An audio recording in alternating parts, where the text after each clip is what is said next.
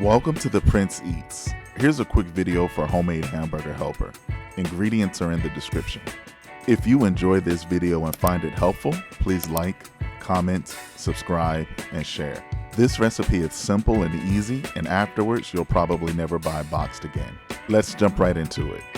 First things first, grab your pot and place it over medium-high heat. We're going to cook some onions. Drizzle a few tablespoons of cooking oil in your pot. For this recipe, I'm using olive oil. Dump in your onions and stir long enough until evenly covered in oil. Also in that process, you can use this time to break up any pieces of onion that are stuck together. Normally that can happen when you're chopping onions. When the onions become tender and get a little bit of color, add a couple pinches of salt, but not too much because we will be using stock in this recipe. Briefly stir the onions so that they take on the salt. After cooking for approximately 1 additional minute, you can go ahead and add the ground beef. Once the ground beef enters the pot, use this time to stir it and break down the ground beef with your spatula or your spoon. Once it's broken down a bit, you can use this time to add your seasonings.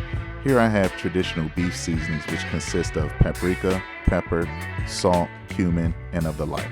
I recommend going light on salt-based seasonings. When half of the ground beef has browned, create a small space in the center of your pot. Add your garlic and tomato paste. Cook it in the center of the pot for approximately 2 to 3 minutes or until it becomes fragrant and dark. Be careful not to burn the garlic, and after a couple minutes, go ahead and mix everything until fully incorporated. Once the beef is mostly browned, we can go ahead and add additional aromatic seasonings. This includes thyme, oregano, and parsley. Go ahead and mix in these seasonings until fully incorporated. Next, you can go ahead and pour in a small can of tomato sauce.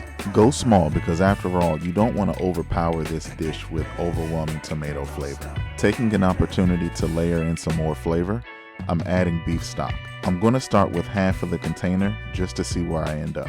Here's a tip. You can get out the remaining tomato sauce in the can by pouring in a little bit of liquid and giving it a swish. Pour in a little more beef stock and continue to pour until it rises slightly above the ground beef. Pour in your heavy cream.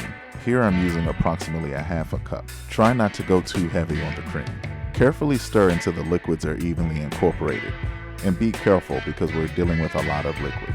Once the pot comes to a simmer, we can begin to introduce the cheese. Here I have traditional mild cheddar and also New York white cheddar. But honestly, you can use any cheddar for this recipe as long as it melts smoothly. Consider using a combination of cheddar cheeses. A favorite of mine, I'm also using sharp American cheese. I find that using sharp American cheese also adds great depth of flavor and great contrast to the traditional mild cheddar cheese. If you haven't done so already, reduce the heat to low and continue to mix this pot until the cheese melts. You really want to be gentle and careful, ensuring that the cheese doesn't stick to the bottom of the pan. While the heat is still on low, go ahead and pour in your macaroni pasta. Be sure to boil the pasta slightly firmer than al dente. Reason being is you want this pasta to hold up while it's in this sauce. You'll need to continue stirring so that the cheese doesn't stick to the bottom of the pot. So you really need the macaroni pasta to be slightly firmer than al dente so that it can hold up to all of the stirring that you'll continue to do for the next 10 to 15 minutes. Another benefit of doing it this way is as the pasta continues to cook, it will continue to release starch, which will thicken this sauce. As you can see, after approximately 10 minutes, the sauce is beginning to thicken pretty well. After approximately 10 to 12 minutes, you should be done, and it should look similar to this. The end result is cheesy goodness and al dente noodles that are not mushy at all. This is especially important when it comes time to reheating this dish. A childhood favorite made easy on a weeknight. Dinner is served.